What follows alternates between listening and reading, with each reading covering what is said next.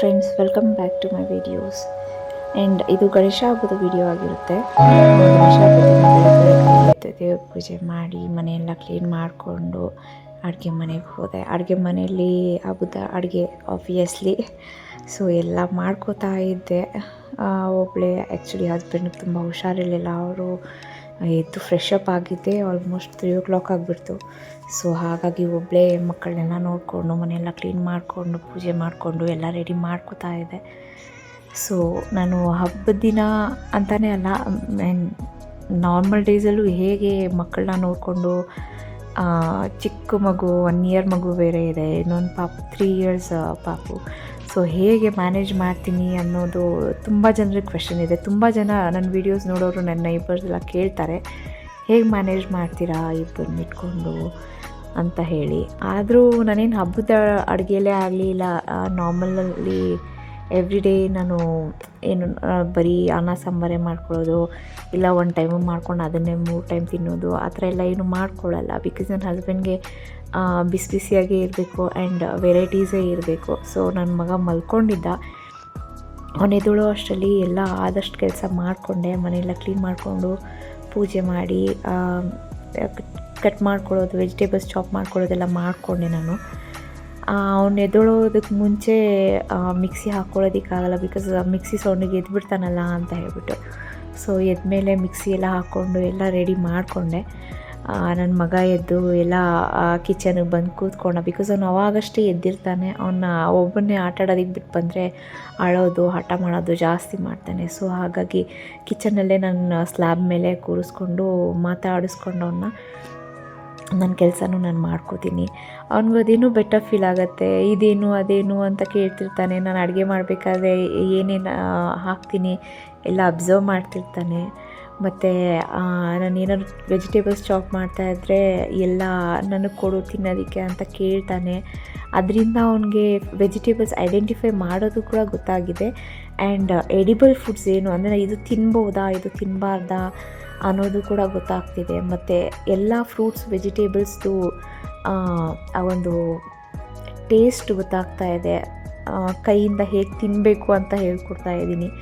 So ಇಷ್ಟು ದಿನ ನಾನು ತಿನ್ನಿಸ್ತಾ ಇದ್ದೆ, ಈಗಲೂ ನಾನು ತಿನ್ನಿಸ್ತೀನಿ. ಆದರೆ ಅವ್ರ ಕೈಯಿಂದ ಅವರು ತಿಂದರೆ ಅವ್ರಿಗೆ ಬೇಗ ಹೊಟ್ಟೆ ತುಂಬುತ್ತೆ ಮತ್ತು ಆ ಫುಡ್ ಟೇಸ್ಟ್ ಗೊತ್ತಾಗುತ್ತೆ ಅಂತ ತಿನ್ನೋದನ್ನ ಅಭ್ಯಾಸ ಮಾಡಿಸ್ತಿದ್ದೆ. ಅಷ್ಟರಲ್ಲೇ ನನ್ನ ಮಗಳು ಕೂಡ ನಿದ್ದೆ ಮುಗಿಸ್ಕೊಂಡು ಎದ್ಬದ್ಲು, ಅಮ್ಮ ನನಗೆ ಅಂತ ಹೇಳಿ. ಸೊ ನನ್ನ ಮಗಳಿಗೂ ಕೂಡ ಒಂಚೂರು ಹೊರಗಡೆ ಕೊಟ್ಟೆ. ನನ್ನ ಕಿಚನ್ ಫುಲ್ಲು ಹರಡ್ಬಿಟ್ಟಿದ್ದೀನಿ, ಎಲ್ಲ ಪಾತ್ರೆ ಅದು ಇದು ಎಲ್ಲ ಹರಡೋಗ್ಬಿಟ್ಟಿದೆ. ಎಲ್ಲ ಒಂದೊಂದಾಗಿ ಅಡುಗೆ ಮಾಡಿಕೊಂಡು ರೆಡಿ ಮಾಡಿದೆ. ನನ್ನ ಹಸ್ಬೆಂಡಿಗೆ ಖಾರ ಕಡುಬು ಅಂದರೆ ವೆಜಿಟೇಬಲ್ಸು ಪೊಟ್ಯಾಟೊ ಅಂದರೆ ಆಲೂಗಡ್ಡೆ ಹಾಕಿರೋ ಕಡುಬು ತುಂಬ ಇಷ್ಟ. ಸೊ ಗಣೇಶನಿಗೆ ಅಂತ ಸಿಹಿ ಕಡುಬು ಮಾಡ್ತಾಯಿದ್ದೆ, ಅಬೀಲ್ ಬೇಯಿಸಿದ್ದು. ಜೊತೆಯಲ್ಲಿ ಅಡುಗೆ ಮಾಡ್ತಾನೆ ಕಿಚನೆಲ್ಲ ಕ್ಲೀನ್ ಮಾಡ್ಕೋತಾ ಇದ್ದೀನಿ. ಬಿಕಾಸ್ ಅದು ಹಬ್ಬದ ಊಟ ಎಲ್ಲ ಮಾಡಿದ್ಮೇಲೆ ಕಿಚನ್ ಕ್ಲೀನ್ ಮಾಡ್ಕೊಳ್ಳೋದು, ಪಾತ್ರೆ ವಾಶ್ ಮಾಡ್ಕೊಳ್ಳೋದು ಅಂದರೆ ಅದೊಂಥರ ಬೇಜಾರು ಅನಿಸುತ್ತೆ, ಹೋಗಪ್ಪ ಆಯಾಸ ಅನ್ನಿಸ್ತಿದೆ ಅನಿಸುತ್ತೆ. ಸೊ ಅಷ್ಟರಲ್ಲೇ ನನ್ನ ಮಗ ಗ್ಯಾಸ್ದು ಬರ್ನಲ್ಲಿ ಮುಟ್ಟೋದಕ್ಕೆ ಹೋದ. ಸೊ ಅದು ತಣ್ಣಗಿತ್ತು, ಆದರೂ ನಾರ್ಮಲ್ಲಾಗಿ ಬಿಸಿ ಇದ್ದಾಗ ಮುಟ್ಟಿದ್ರೆ ಸುಡತ್ತಲ್ಲ ಅಂತ ಹೇಳಿ ನನ್ನ ಮಗನಿಗೆ ಟ್ರೈನ್ ಮಾಡ್ತಾಯಿದ್ದೆ, ಮುಟ್ಟಬಾರ್ದು, ಹಬ್ಬ ಆಗುತ್ತೆ ಅಂತ ಹೇಳಿ. ಸೊ ನಾನು ಹಬ್ಬ ಆಗುತ್ತೆ ಅಂತ ತೋರಿಸ್ತಿದ್ದೆ. ನನ್ನ ಮಗ ಕೂಡ ಹಾಗೆ ಹಬ್ಬ ಆಗುತ್ತೆ ಅಂತ ಕೈ ಹಿಂದೆ ಎತ್ಕೋತಿದ್ದ, ಹಬ್ಬ ಆಗುತ್ತೆ ಅಂತ. ಸೊ ಆವತ್ತಿಂದ ನನ್ನ ಮಗ ಬರ್ನಲ್ಲಿ ಮುಟ್ಟೋದನ್ನು ಸ್ಟಾಪ್ ಮಾಡ್ದ. ಬಿಕಾಸ್ ಅದಕ್ಕೆ ಮುಂಚೆನೂ ಮುಟ್ತಾ ಇರಲಿಲ್ಲ, ಅವತ್ತೇನೋ ಸಡನ್ನಾಗಿ ಫಸ್ಟ್ ಟೈಮ್ ಮುಟ್ಟೋದಕ್ಕೆ ಹೋದ. ಸೊ ಆವತ್ತೇ ನಾನು ಟ್ರೈನ್ ಮಾಡಿದೆ, ಮುಟ್ಟಬಾರ್ದು, ಹಬ್ಬ ಆಗುತ್ತೆ ಅಂತ. ಎಲ್ಲರೂ ಕೇಳ್ತಾರೆ, ನೀನು ಹೇಗೆ ಮನೆ ಕೆಲಸ ಮಾಡ್ಕೋತೀಯ ಮಕ್ಕಳನ್ನ ಇಟ್ಕೊಂಡು ಅಂತ. ಸೊ ಹೀಗೆ ನಾನು ಮನೆ ಕೆಲಸ ಮಾಡ್ಕೋತಿರ್ತೀನಿ. ನನ್ನ ಮಗ ಬಂದು ನನ್ನ ಎಳಿತಾ ಇರ್ತಾನೆ, ಅಮ್ಮ ಬಾ ಅಂತ ಹೇಳ್ಬಿಟ್ಟು. ಆದರೂ ಅವನಿಗೆ ಹೆಂಗಾದರೂ ಮಾತಾಡಿಸ್ಕೊಂಡು ಅವ್ರ ಅಕ್ಕನ ಕರೆದು ಸ್ವಲ್ಪ ನೋಡ್ಕೊ ಮಾಡು ಅಂತ ಹೇಳಿ ನನ್ನ ಮನೆ ಕೆಲಸನ ನಾನು ಮಾಡ್ಕೋತಾ ಇರ್ತೀನಿ ಒಂದೊಂದಾಗಿ. ಸೊ ಪಾತ್ರೆ ಸಾಮಾನೆಲ್ಲ ತುಂಬ ಆಗೋಗಿತ್ತು ವಾಶ್ ಮಾಡ್ಕೊಳ್ಳೋದು. ಸೊ ಎಲ್ಲ ವಾಶ್ ಮಾಡಿಕೊಂಡು ಕಿಚನ್ ಕ್ಲೀನ್ ಮಾಡ್ಕೋತಾ ಇದ್ದೆ. ಬಿಕಾಸ್ ಹಬ್ಬದ ಊಟ ಮಾಡಿದ್ಮೇಲೆ ಒಳ್ಳೆ ನಿದ್ದೆ ಮಾಡಬೇಕು ಅನಿಸುತ್ತೆ. ಸೊ ಹಾಗಾಗಿ ಆದಷ್ಟು ಕಿಚನ್ನಿಂದ ಹೊರಗಡೆ ಬರೋದಕ್ಕೆ ಮುಂಚೆನೇ ಎಲ್ಲ ಕ್ಲೀನ್ ಮಾಡ್ಕೊಂಡ್ಬಿಡೋಣ ಅಂತ ಹೇಳಿ ಎಲ್ಲ ಕ್ಲೀನ್ ಮಾಡ್ಕೋತಾ ಇದ್ದೆ ಸೈಮಲ್ಟೇನಿಯಸ್ ಆಗಿ. ಇವಾಗ ಕಡುಬು ಮಾಡೋದಕ್ಕೆ ಅಂತ ಹೇಳ್ಬಿಟ್ಟು ಎಲ್ಲ ರೆಡಿ ಮಾಡ್ಕೋತಾ ಇದ್ದೀನಿ. ನನ್ನ ಮಗ ನನಗೆ ಹೆಲ್ಪ್ ಮಾಡ್ತಾ ಇದ್ದಾನೆ ನೋಡಿ.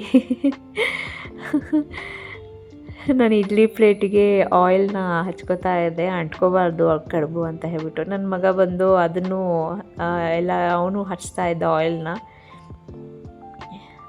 ನಂಗೆ ಕಡುಬಿಗೆ ಬೇಯಿಸಿಟ್ಟಿದ್ದು ಅಕ್ಕಿ ಹಿಟ್ಟನ್ನ ಕೂಡ ನನಗೆ ಬೇಕು ತಿನ್ನೋದಕ್ಕೆ ಅಂತಿದ್ದ. ಸರಿ ತಗೋ ಅಂತ ಹೇಳ್ಬಿಟ್ಟು ಕೈಗೆ ಕೊಟ್ಟೆ. ಅವ್ನು ಬಾಯಿಗೆ ಹಾಕ್ಕೋತಿದ್ದ. ಚೆನ್ನಾಗಿದೆ ಅಂತಿದ್ದ. ಮತ್ತೆ ಕೊಡು, ಮಾಡಬೇಕು ಅಂತಿದ್ದ. ಸೊ ಕೊಡ್ತಾ ಇದ್ದೆ, ತಿಂತಾ ಇದ್ದ. ಅವನಿಗೆ ಕೊಡ್ತಾ ಹಾಗೆ ತಿನ್ನೋದಕ್ಕೆ ನಾನು ಒಂಚೂರು ಹಾಗೆ ಕೆಲಸ ಮಾಡಿಕೊಂಡೆ, ಕಡುಬೆಲ್ಲ ರೆಡಿ ಮಾಡಿಕೊಂಡೆ. ಸೊ ಹೀಗಿರುತ್ತೆ ನನ್ನ ನಾರ್ಮಲ್ ಡೇಸು ಮತ್ತು ಹಬ್ಬದ ದಿನಗಳು. ದಿನ ನಾನೊಬ್ಬಳೇ ಎಲ್ಲ ಮಾಡ್ಕೊಳ್ಳೋದ್ರಿಂದ ನನಗೆ ಹಬ್ಬದ ದಿನ ಬಂದಾಗ ಒಂದು 10% ಜಾಸ್ತಿ ಕೆಲಸ ಅಂತ ಅನ್ನಿಸ್ಬೋದು. ಒಟ್ಟು ಒಂದೇ ಸಾರಿಗೆ ಅಷ್ಟು ವೆರೈಟೀಸ್ ಅಡುಗೆ ಮಾಡಬೇಕಲ್ಲ ಅಂತ. ಅದು ಬಿಟ್ಟರೆ ಬೇರೆ ಏನು ರಿಸ್ಕ್ ಅನಿಸಲ್ಲ. ಬಿಕಾಸ್ ನನ್ನ ಡೈಲಿ ನನ್ನ ರೊಟೀನೇ ಹೀಗಿರುತ್ತೆ. ಇನ್ಫ್ಯಾಕ್ಟ್ ನಾನು ಡೈಲಿ ಫ್ರೀಯಾಗೂ ಇರ್ತೀನಿ ತುಂಬ.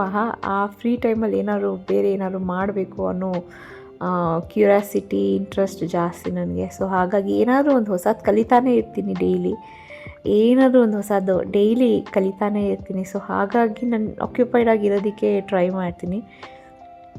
ಸೊ ಹಬ್ಬದ ಅಡುಗೆ ಆಗ್ತಾ ಬಂತು. ಆಲ್ಮೋಸ್ಟ್ ಕಡುಬೊಂದಾದರೆ ಎಲ್ಲ ರೆಡಿ.